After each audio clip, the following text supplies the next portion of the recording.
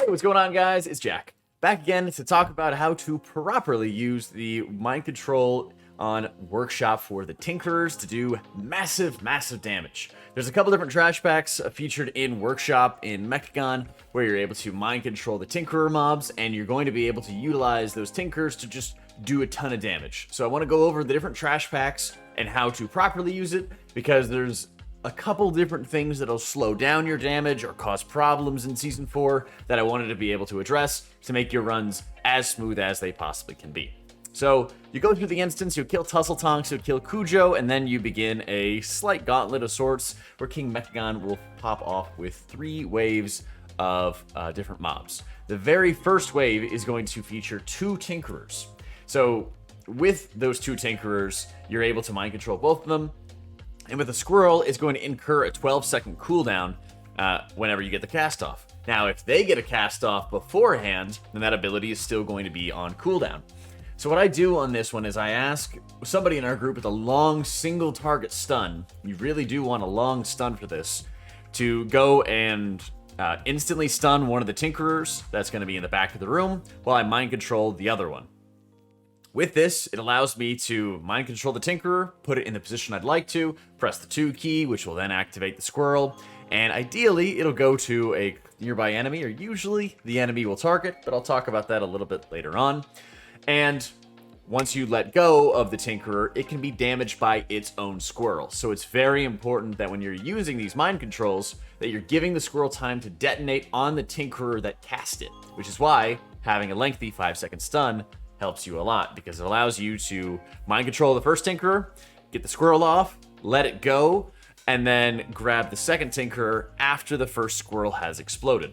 This will also allow you to desync the cooldowns of those squirrels, which will then allow you to flip between those Tinkerers back and forth on repeat, while allowing the Tinkerer that you're mind controlling to take damage from its own squirrel. So you'll bounce back and forth between these 2 different Tinkerers over and over and over again, dropping mind control on it.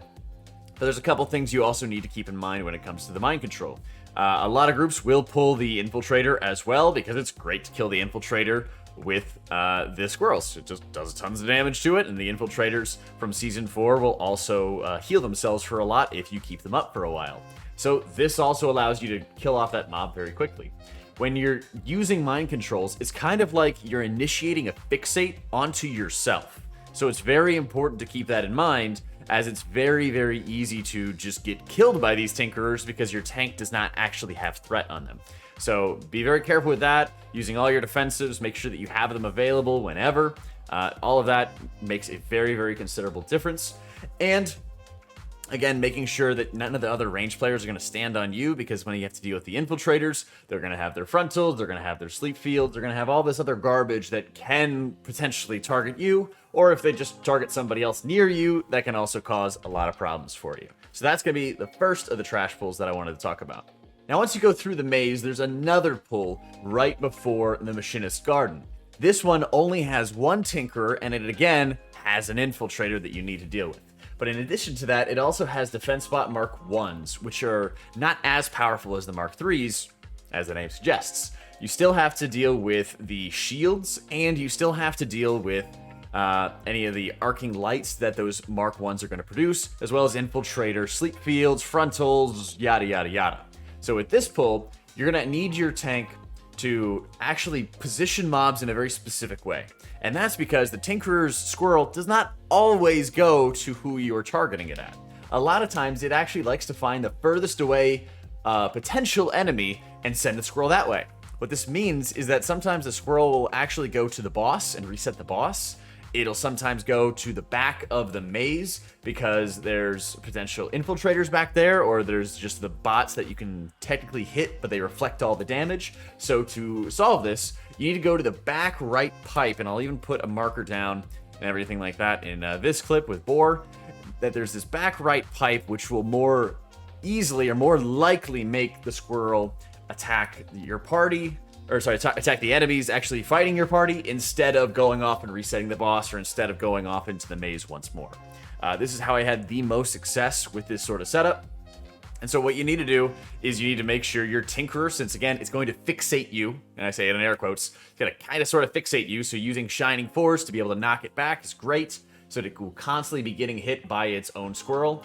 And then, again, making sure that you're breaking out of the MC once the squirrel has spawned. All you have to do is make sure the cast gets off, then you can immediately let go, start healing once again, because you have to deal with the light debuffs that you can dispel, and you can mass dispel. You're going to have short outs you're going to have to deal with, and it's very unlikely, if your team's doing it correctly, that you're going to get any of these shield generators on you, because your tank is going to want to keep all those trash packs in the corner of the room as frequently as humanly possible on that one. So those pulls, it's really important to work with your team on where the positioning is to guarantee the squirrels are going to deal the damage they need to. And lastly, or sort of lastly, since we're assuming that you're not going to be taking the very, very last trash pull at the end of the instance with all the Mark IIIs, you're going to have another setup right now, which has 2 Mark IIIs, but no Infiltrator. The very last trash pull has multiple Mark IIIs and Infiltrators, and it is just incredibly challenging to be able to work with. So when we were on the Tournament Realm doing our Workshop dungeons, we grabbed both of the Mark IIIs and the Workshop Defenders and Tinkerer to be able to rally all of them together at all times, and then be able to get the Mind Control off. The problem comes in the fact that you're going to have shield generators constantly dropping down, and there's not a ton of width in the room. It's kind of just everybody moving up or down the path, and when you have to deal with Sanguine on top of that, there's a very high chance that mobs are getting dragged on top of you, which can be good for having shield generators on hand, but it's also rough because you're getting pushed out of those shield gens by things like Sanguine, or just Area of Denial, or any of that other stuff. So once again, because there's only one Tinker, it's very important that you're grabbing it early, but also positioning yourself and communicating with your team as to whether you guys are going to be going up the ramp or you're going to be going down the ramp, so you're able to keep up with everybody. I like to symbol beforehand for some of these pulls, just to guarantee everybody has their defensives. If I see that some people have them on cooldown from like the previous boss or something else that's going on around there. But that pull is usually not too difficult, as it's going to rely pretty heavily on your ranged DPS standing in shield generators, and everybody basically in the group popping their Healthstone, health pot, and everything, because you're not really able to babysit them as much as you would really like. So do keep that in mind when you're doing some of these pulls and communicating to your team that, hey, you're mind controlling. The hardest ones are the first 2 Tinkerer pulls that I mentioned. The later ones, if you did end up doing the last pack before King Mechagon, it's also pretty dangerous. You just need to be able to get in quickly and let it go. But the problem definitely comes in having to deal with Mark IIIs and Infiltrators at the exact same time. If you keep these tips in mind, you're going to do tons and tons of damage. Depending on the keystone level, they're also going to scale with the dungeon level as well. So it makes a very considerable difference in your run. I think some of my overalls are like 13 or 14k as a result of just using this mind control technique and easily out DPSing people. But keep in mind, you need to very quickly pick up the mind control, drop the mind control, make sure the Tinkerer is hit by its own squirrel, and you're going to be in wonderful shape for chesting a lot of workshop keys this season. Thanks so much for watching, guys. If you'd like any more focus tips and dungeon advice and everything like that, let me know what you'd like to see next.